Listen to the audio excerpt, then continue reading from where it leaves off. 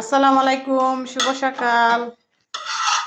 তো আজকে আমাদের বাসায় সকালবেলা একটা দুর্ঘটনা ঘটে গেছে। ঠিক আছে, দুর্ঘটনা হয়েছে কি যে আমাদের রাজকুমারী, ঠিক আছে, প্রথমে রাজকুমারী যে দুধ জাল দিতেছি, ঠিক আছে, গরম করতেছি, 2 বোতল দুধ দেন সানো হয়ে গেছে। এই যে বলে না রাখে আল্লাহ মারে কে। আচ্ছা ঠিক আছে, 2 বোতল দুধ সানো হয়ে গেছে। পরে দেখি 1 বোতল ছিল, ওইটা পরে জাল দিয়ে নিলাম। দেখেন এটা অনেকটাই ভালো, এটা এই যে সানো হয়ে গেছে।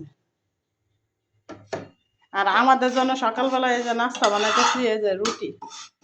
সকালবেলা কে কে রুটি খেতে ভালোবাসেন, সাথে বাজি। আর এই যে আমাদের পরিমণি নাকি দেশি মুরগির ডিম দিয়ে খাবে, ঠিক আছে, তার জন্য দেশি মুরগির ডিম দিয়ে করা হবে। আর আমাদের জন্য রুটি আর বাজি। তো 13টা রুটি বানাইতেছি, ঠিক আছে, আর 2টা রুটি রয়ে গেছে, এই 2টা ওখানে বানাই নিব, ঠিক আছে।